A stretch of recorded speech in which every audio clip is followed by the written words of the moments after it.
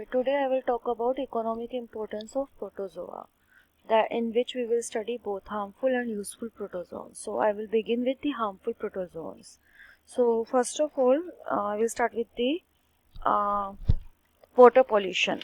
So some protozoans of fecal origin that may contaminate the drinking water in open reservoirs. So, for example, this Uroglanophysis, it produces foul-smelling odors. It gives a foul smell to the water and make it unfit for human consumption. Similarly, Paridinium, it also imparts a foul odor to the, it's kind of clamshell like smell to the water in which it is present, and again make it unfit for human consumption. So these foul odors that are given off by these organisms, they are due to the aromatic oils which is produced and released by these organisms wherever they are present. So they causes water pollution and make water unfit for drinking. Next is reduction of soil fertility. So about 200 to 300 species of protozoa, that mainly includes the flagellates and amoeboid forms and even ciliates, they feed upon nitrogen fixing bacteria. That means nitrifying bacteria which are present in the soil. So once they feed on these nitrifying bacteria, obviously the fertility of the soil that will eventually get reduced. If these nitrogen fixing soil bacteria, they are feeded upon by these protozoans. So they leads to decrease in the soil fertility. Next is destruction of food animals. Some marine forms of protozoans, they undergo rapid multiplication. That process is known as blooming, and it is so extensive that it gives even the same specific color to the sea water. For example, Noctiluca, it causes red tide. That means it makes the sea red colored in appearance wherever it is present in masses. So whenever there is a large population of these dinoflagellates is observed, that may even kill the fish or poison the mollusk, and rendering them unfit for human consumption. Okay, so destruction of food article. Next is certain parasitic protozoans over here. They also destroy the useful animals. Next is destruction of human pathogenic protozoans. So it is a very long list. So see, the protozoans which belongs to this group. One second, I'll show you. Sporozoan. So the protozoan which belongs to this phylum, Sporozoa, all of them are parasites. So these human pathogenic protozoans, so most of the protozoans, they causes disease in humans. Okay, so more than 25 species of parasitic protozoans, they are found to be causing disease in man, and 15 species, they are found as serious pathogen for humans. It includes like Entamoeba, it causes amoebiasis, Trypanosoma, it causes trypanosomiasis, also known as sleeping sickness, Leishmania, it causes Kala Azar, and Giardia, it causes Giardiasis. So all these parasitic protozoans that causes disease to humans, that we will study separately. Okay, for example, Trichomonas vaginalis, that is found in the vagina of the women, and it causes a disease Leucorrhea. Okay. Similarly, Trypanosoma causes sleeping sickness, Entamoeba histolytica, it causes amoebiasis, and this gingivalis causes gum disease. It causes bleeding gums, and the disease is known as pyorrhea. Balantidium coli, it infects the colon of man, and it causes balantidiasis, or it is known as balantidial dysentery as well. And like a number of protozoans, they are found to be causing disease in humans, that we will study separately. Okay, after this, next is destruction of wooden article and woody trees. So certain Certain flagellates, they live as intestinal symbiont in certain insects. For example, as I just told about Trichonympha, that is found in the gut of the termite, and Lophomonas, that is found in the intestine of wood roaches. So they help in digestion of these wooden article. Wood is made up of cellulose, so they help in digestion of cellulose, and obviously they will eventually lead to the destroy of building and wooden articles, okay, and will cause an economic loss.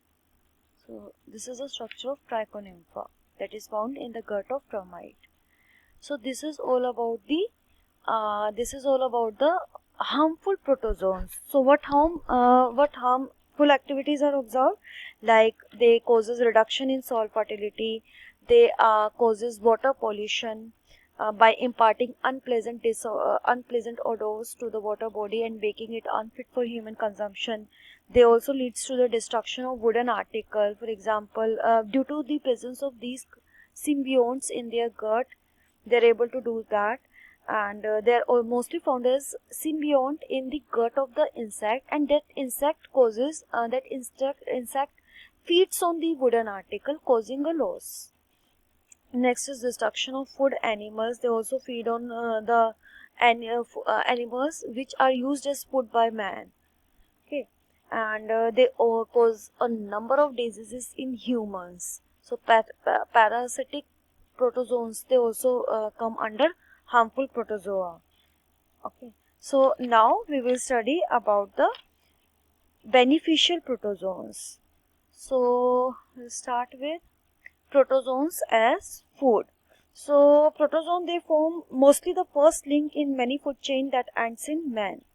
They furnish food for, like they are feeded upon by crustaceans and worms, which are eaten by large animals such as crabs and lobsters, clams and fishes, which ultimately comes to human table. So this is, a chain, food chain, in which at bottom protozoans are found.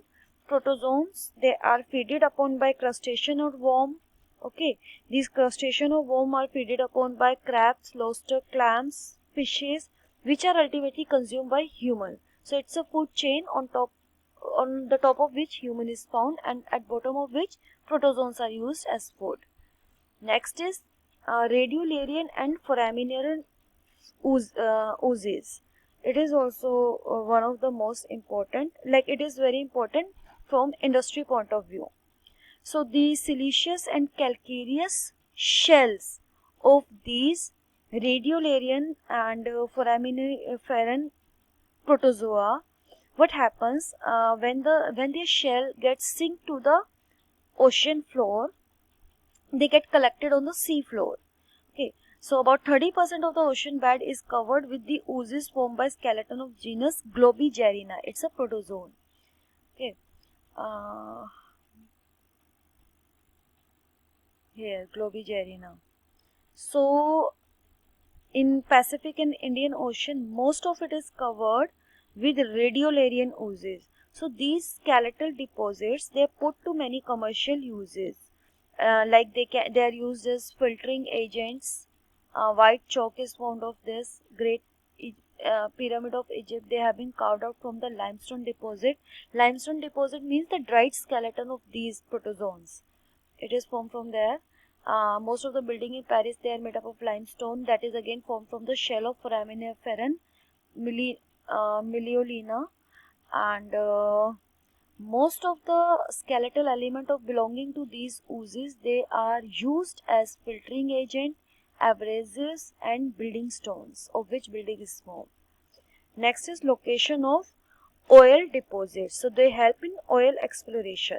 The skeletal deposits of these again foraminiferan and radiolarian oozes, they are often found to be associated with oil deposits. So on ocean floor, wherever these oozes are present, wherever the dried skeleton of these radiolarian and foraminiferan protozoa is present, there is a very likely tendency of finding oil deposits in the vicinity of that. They are often found to be associated with oil deposits. Therefore, they help in the location of important fossil fuels.